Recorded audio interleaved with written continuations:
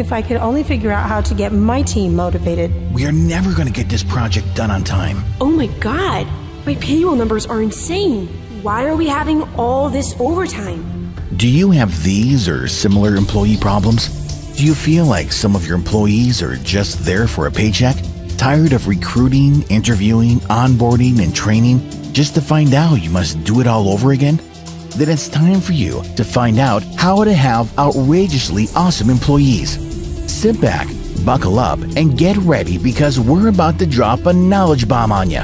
Please welcome to the mic the host of the show, the man who puts the human in human resources, the 007 of team building, the emperor of employee engagement, Randy Starr.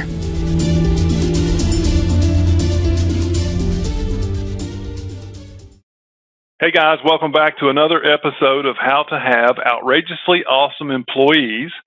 Today, Alison Rieger is joining us. Alison is an Area Director of Human Resources for Crescent Hotels and Resorts. Alison, good morning. How are you? Good morning, Randy. I am awesome. How are you? Super. I'm doing well too, thanks. Hey, Crescent Hotels and Resorts, I'm a big fan of Michael George. He is an amazing individual and has put together an awesome organization with a great culture.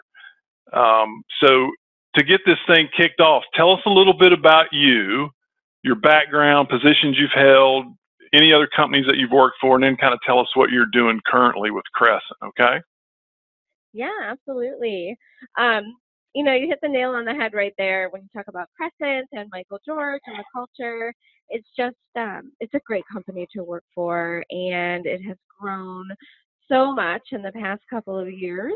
I've worked for Marriott International. I've worked for other management companies, and by far, you know, Crescent is my favorite. And I've learned so much, and it's a great company to be with. So a little bit about my background. You know, I've been working in a hotel, I mean, on and off if you count college, too, for 21 years. Like that, it just seems crazy to say that. But, you know, Yeah, I know. Yeah, time flies. But no, you know, when I started college, I was thinking I was going to go into dietetics, and I didn't do so great in science. So, like, I don't know if this is going to be for me. And actually, my mom, she found a class called Intro to Hospitality and said, you know, hey, this sounds like something that you might like. You know, my high school jobs were at a country club and an amusement park in Ohio. And she's like, you know, why don't you check this out? And it's, you know, history from there, really. So I got hooked in hospitality. I had my first job at a front desk at a full-service Marriott in Beechwood, Ohio, and that was ran by Boykin Management. And I was hired actually for an internship where they would rotate you between different departments. I really, really wanted front desk, so I'm glad that that is where I was placed first. And then when it was time to rotate, I was quote unquote too valuable at the desk to be rotated to other departments. So I stayed at the front desk, and it was just like I flourished in the chaos of it all, the hustle and the bustle, and just loved it. So I went back every summer during college, and then I had lined a job up with Marriott International before I graduated for their management development program, and I went through that. Once I completed that, that was in Romulus at the Romulus Marriott, and then I became an assistant front desk manager at Livonia Marriott. Funny enough, that's where I am housed from now. And I dipped my toes a little bit in extended stay, worked at Residence Inn, I worked at a very small inn at the University of Michigan, just 21 rooms. It was a really unique, a unique experience.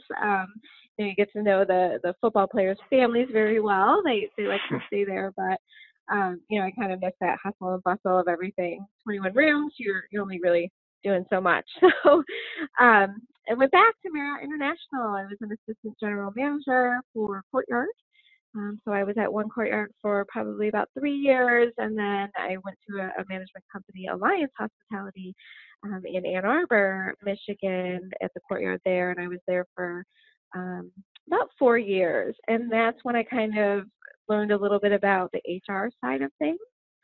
And my husband likes to take credit for this. My boyfriend then, husband now, I took a leap of faith and left the hospitality industry to actually get more of the HR side under my belt after I realized, I like that field as well.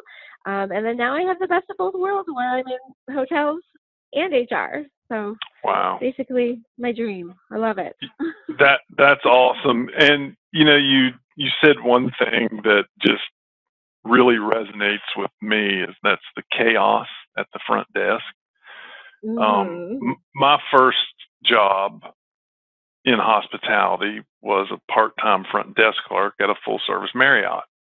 And not only was it was a very, very different environment than I was used to all the other jobs I had, just because of where I lived and the things that I did when I was a kid. But it was, now imagine this, and was your hotel automated or was it a manual front desk?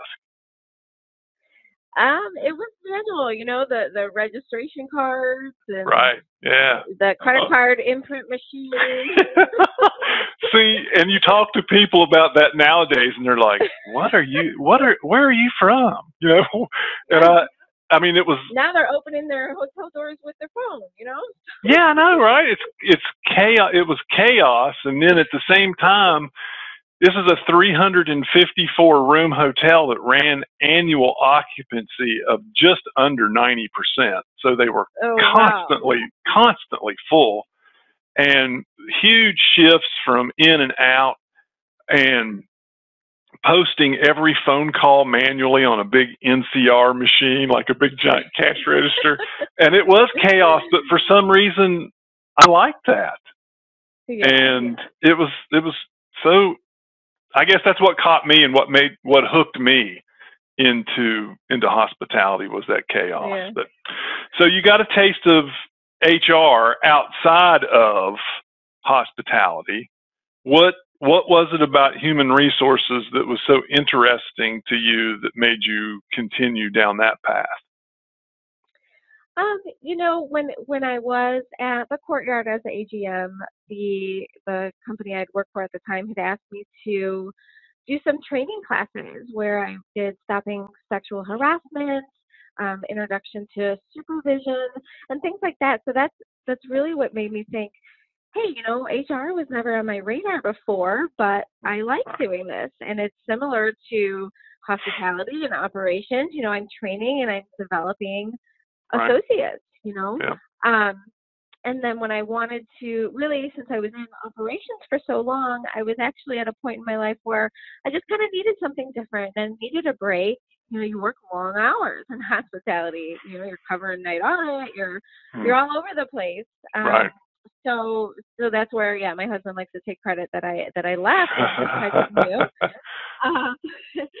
But again, I missed it. So the HR side of things, it was just, I liked being able to be detailed, whether it was creating a standard operating procedure or if I was training and developing a manager on how to, how to train other associates or just, right. Or listen to their problems even, you're almost kind of like a therapist in some sense where people, your door is open, they can trust you and right. then they come and they talk to you, they tell you about, what's going on in their life. And I just, I realized that, hey, this is something for me. I like dealing with people. I like helping people. I want to train and develop them and be there for them. So, that's what I found interesting so that made me go into the field of HR. Yeah. And you know what? You have, you said you have like basically your dream job right now, because you have hospitality and human resources. And I have found, I've been doing these interviews now for just a couple of months, but I've interviewed some really, really awesome people. And there's a thread that runs through the HR folks that are in hospitality, and they have this really, really, I call it a spirit of service. If you work in hospitality, you have that. But you have to have that if you're successful. It doesn't matter what department you work in. It doesn't matter what job title you have. If you work in a hotel or a restaurant that serves guests, then you have that spirit. But then when you get into HR, that's all that is. So you have service, service, service in a service industry. So you are just a person who likes to serve. That's how you. That's what gets you up in the morning. So that's why it's your perfect job. You know, and I've never met an HR person that wasn't someone who had that spirit. Not one. Well, not one that I can remember. Everybody that I've ever remembered in HR, they're all like the person you want to hang out with, right? Because they like to help people. Yeah, they like to help people. The very first human resources person I ever came in contact with was when I went to apply for the job at the full service Marriott. And she was awesome. I mean, I'm like, that was any job I'd had prior to that. There was no human resources department, let alone a person. And it was just like, I was like in awe. I couldn't believe that they actually had somebody that was so cool and so friendly and so nice. Then that's who hired you. I was like, wow. And this is back in the day when HR was really just a personnel department. You know, they weren't business partners like they are now. So very cool, very cool. Some people say, you know, oh no, I have to go to HR. We're going to HR, and that doesn't really exist anymore. I don't think they go to HR because they want to. You know, exactly. It used to be HR was the principal's office. Exactly. I watched. And it's not like that anymore. Yeah, I'm a big fan of a TV show called The Big Bang Theory. About the science nerds. I mean, it's hilarious. It's just a funny show. And last night, I'm watching an old episode, and all of the main characters, they're on their phones, and they get a text message or an email, whatever it is, and they go, "Oh no, I've been called into HR tomorrow."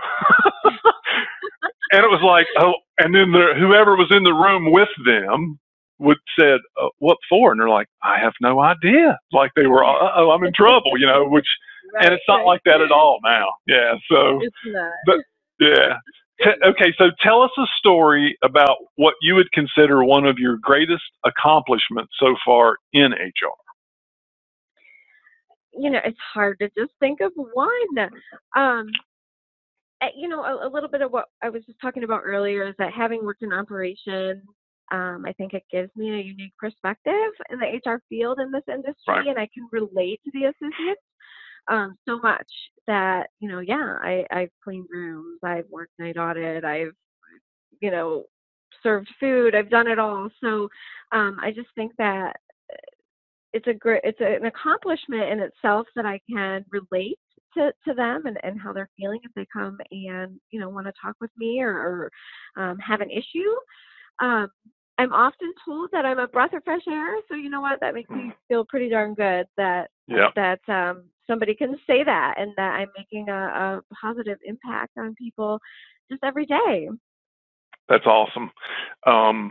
You have experienced what they do, so you don't just communicate with them, you connect. And when you connect with people, that is in today's world, even with this abundance of methods of communication, nobody connects. So that's the reason why that's a major accomplishment. Plus, it's pretty rare, I would think. I'm trying to think of the other folks I've talked to. Not a lot of them are from operations. They kind of got into HR, maybe not their direct route in the beginning back in school, but they didn't, not like you. So that's pretty cool. So let me ask you a question to relate to this next one. How many hotels, because you're an area, how many hotels do you have that you're responsible for? Yeah, so I have 5 here in the Detroit area. Okay. So I'm the only HR in my own department at Livonia Marriott, Right. and then I have HR managers at the other properties. So I spend a lot of my time between 3, and then the other 2 are pretty much ran, well enough that I don't need to pop in. Right. So yeah, so I Right. have those 5, and then I also am a support system to any other property out there in Crescent. If somebody has a question, or I'm asked to help out with task force, or maybe we are transitioning a hotel into our portfolio, I'll help with that as well. Right. So with those 5, and a lot of people don't realize or understand this. That's a huge responsibility. Five hotels. In human resources, that's huge, because that's a lot of people, and when you're responsible for people, even if it's just 2, that's huge. So 5 hotels, that's Lord knows how many people that would be, but that's a bunch. So tell us what you do to help your employees grow, whether it be personally or professionally. Yeah, I mean, one of the things, actually, I was at a meeting not long ago where they asked, "What is your HR superpower?" And I said, "You know what? My superpower is listening." So, I listen, I give advice, I encourage them to network, and just kind of work with them, really. And when I think of one person in particular, um, I focus on, she was working at the front desk, was a front desk manager. She did a little bit of concierge, working in the concierge lounge, and said, I think I'd be interested in HR, and can I work with you a little bit just to kind of learn, what you do? And I said, absolutely. And guess what? She's now an HR coordinator for a property, probably in less than a year. Wow. So, I mean, really, yeah, just by listening, giving advice, training, I love seeing somebody grow and develop their career and be successful. Listening is so important. A lot of people think communication is delivering information, and it is, or at least half of it is. Tell us about a time when you've helped an employee overcome a challenge. Well, let's see. I'm all about promoting from within, and I think that's really important. And I had an associate who moved into a supervisor position, and her challenge was just kind of gaining that respect from her peers. Yeah. The dynamic changed, really, and she had a little bit of a difficult time with some of them. So helping her work through that was, a challenge for her, but she, eventually she got there. So by also listening to her associates and letting them know, hey, I'm still here for you. I may not be your peer in the same sense as I was before, but I want to help you grow. And so that was a big challenge for her.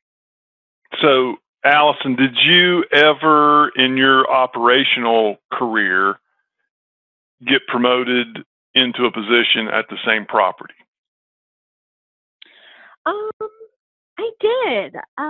Yeah. I mean, well, really, right now too, I was just the HR director at one property, and then I was promoted really to like a complex where I added another hotel in from there, but not at the ground level, so to speak, where I was an associate and then became a supervisor. I think I moved hotels during that period of time.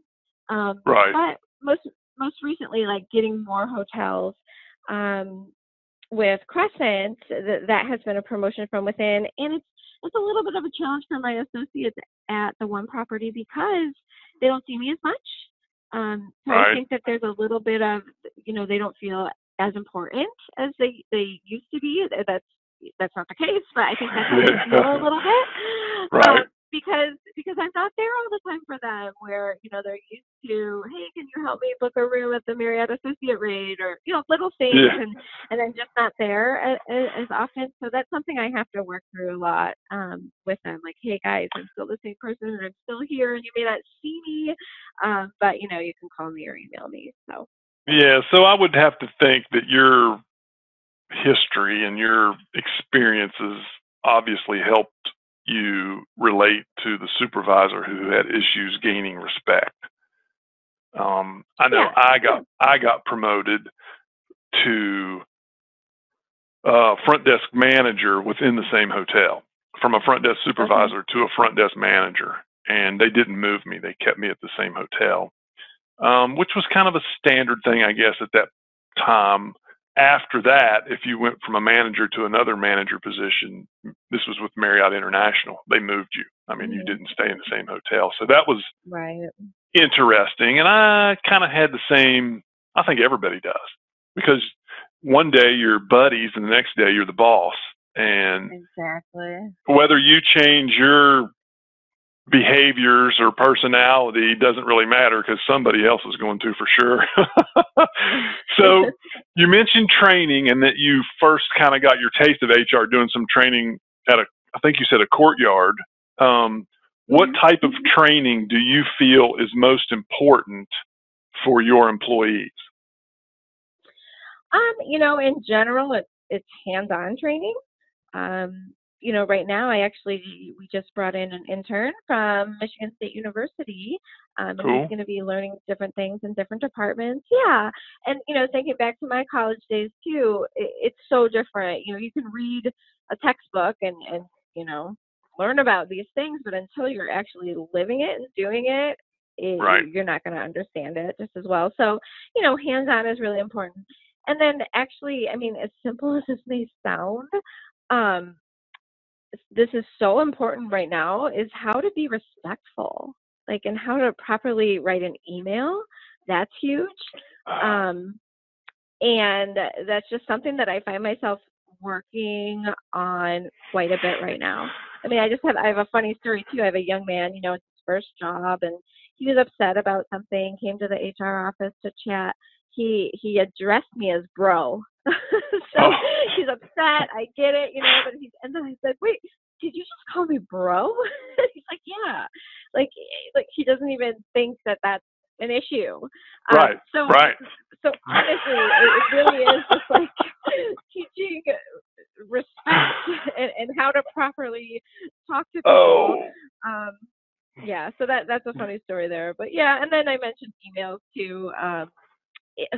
You talked a little bit about communicating, listening, connecting.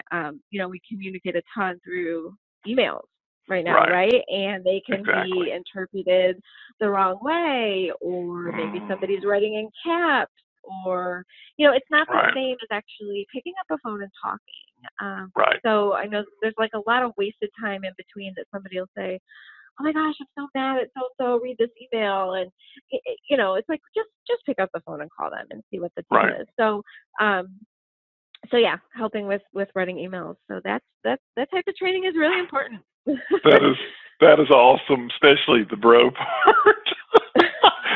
Wait a minute, did you just call me bro? That is great. Yeah. And it's like when you deal with people, you just never know. You just never know, because people are people.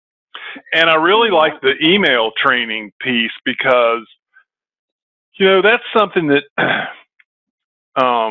we as a company have struggled with.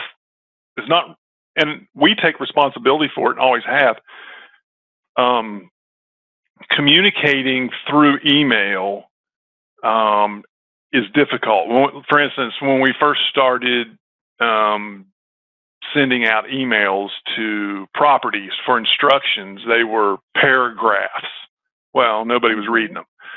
So then we get it down to one paragraph, and we go from, let's say, out of 100 emails in the beginning, when they were paragraphs, we would have maybe 25% respond back asking questions about something that was clearly explained in the email. So we would say, okay, paragraph 2, line 3, or whatever. You don't want to be a jerk and say, would you read the email, please? Because then you look like a jerk. So, and we don't want to look like a jerk because these are our clients and we really love all of our clients. So we don't want to do that. So then we said, okay, we need to get this better. So then we condensed everything into one paragraph. So 25% went to probably 10%. I said, that's still not good enough, guys, because so we get responses from 10%. That means there's probably still 20% because the other 10 aren't going to say anything. They're just not going to do anything. So we got it down to where it was sentences with screenshots, which has helped tremendously. But we are now going to move to video because nobody likes to read, but everybody will watch a 15, 20-second video, which explains everything that the paragraphs, said in the very beginning. It's like, hey, here's what you do. You go, here's your email, click here, this shows up, do this, then do that. Yeah. You know what? That's so smart, though. Yeah. Well, it's all about communicating, and not just communicating, but connecting. So I can't force you to connect with me and communicate the way that I want you to communicate. I have to change my communication style to meet yours so that you will connect with me. And well, and to be honest with you, it's just like you got to try something. So, and video, we've done it a couple of times now with video, and the response has been really wild. It's like people send back emails and they're like, "Oh, that is so cool. How do you do that?" It's like, it's really not that hard, but it's worked well. Okay, so yeah, they connected. I mean, if you get engagement from an email where they actually respond when they don't have to, and they applaud you or ask you how you did it, then yeah, it's probably pretty impactful. So, Alison, tell us. I know the answer to this question already, but I'm going to ask it. Tell us about your typical day. What do you do? Let me guess. You think the answer is there is no typical day. Exactly. Yeah, there really isn't a typical day. If I were showing up to a property every day at the time, same property every day, same time, my first thing would be hellos to everyone. So that's one thing that you can definitely do to be consistent. But your day is going to change. It could be pretty chaotic. We talked about that, the hustle and the bustle and the chaos. Right. There's so many different things going on. But for example, last week was Associate Appreciation Week with Marriott International. So we did something fun every single day. I think one thing that was a big hit is that we let everyone paint in the back hallway. Oh, really? We did some cool. We did like some bright colors. We did our handprints. We, put quotes and sayings, and we, did a few pineapples, hearts, different things. So just when you walk down that hallway now, you have a smile on your face, and you kind of left your mark there. So that was fun. But then, there's a day where I spend the entire day writing a performance improvement plan for someone, and it takes all day because you have to be detailed with it. We just went through open enrollment, so we're helping, associates through benefits and getting them enrolled. There's payroll, and then there's payroll questions. There's onboarding, recruiting. I mentioned that sometimes you're a therapist, so that could take a lot of your day too. And then, investigating. You're investigating situations or complaints. My job title should have the word detective in it. One day I'm watching videos and trying to determine what actually happened between associates and collecting statements. So a lot of this is time consuming, really. But there isn't a typical day. You might have a super fun day one day, and then the next is maybe not so fun, or maybe you're just stuck filing or things like that. I love the hallway. That is awesome. That is they really enjoyed that. That's the human resources person right there. Let's go paint the hallway. Yeah. let's put motivational quotes on the walls and pineapples and hearts and handprints. Yep. That is just so awesome. I mean, you know, we called it paint and pizza. Yeah, and so we were painting and had pizza. Yep. Not to be playing down another position, but you know, the restaurant manager is probably not going to come up with that idea. it's the human resources. Hey, let's go do this. Of course they could, but anyhow. Okay. I've got one more question for you. This question is not for me. This question is for someone who is listening, who has either just gotten into human resources or is thinking about getting into human resources. What words of wisdom or encouragement, or what would you tell them to help them be successful? Okay. I think it's really important to network. You know, the more people you know and the more people you can ask questions to or, you know, bounce ideas off of is really important. So LinkedIn is a huge resource really that you can connect with other people that are in the industry. Right. You know, educate yourself. There's so many different resources out there, whether it's, you know, if you want to get certified or really you're just looking up different information online about FMLA or ADA, you know, just educate yourself. Know that every situation is different too. You know, you really need to be open-minded. Learn from your mistakes. And then also I'd say, you know, you talked about, hey, it's the HR person that says, let's go paint the hallway. You know, if you're someone who flourishes maybe with a pat on the back or they like recognition or need that recognition, then this job is not for you because you are that person. You're the one who provides that to your team. So if you're somebody who, if you need that pat on the back or if you want to be recognized, this is not for you. So, you know, there's days where it's draining. You know, you're talking to associates who are telling you about maybe issues at home or things like that. Then you kind of have to just let it go when you're done for the day. You know, so it's rewarding, but it also can be, you know, a little, what's the word? It can bring you down a little bit too, I suppose, because you're a lot of weight is being put on you. Yeah. So you just have to be prepared for that and really enjoy working with people. Awesome. That's great advice. Networking is very important. I have found LinkedIn as well to be a very useful tool in asking questions from, you know, just in anything. It doesn't have to be in your discipline. I mean, if you have a question about anything, there's somebody on LinkedIn that has the experience or is an expert or what have you in the area that you have that question on. So that's awesome. Hey, listen, I'm not going to take up any more of your time, Alison. Oh, and for those of you who would like to connect with Alison on LinkedIn, it's Alison Rieger, ALISONRIGER. She is the Area Director of Human Resources for Crescent Hotels and Resorts. Alison, thank you so much for your time today. We enjoyed every minute of it. Thank you. Okay, so we're going to conclude this episode.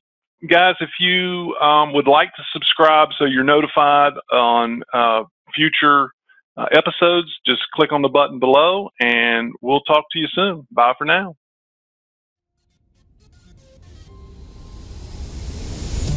Thanks for hanging out with us.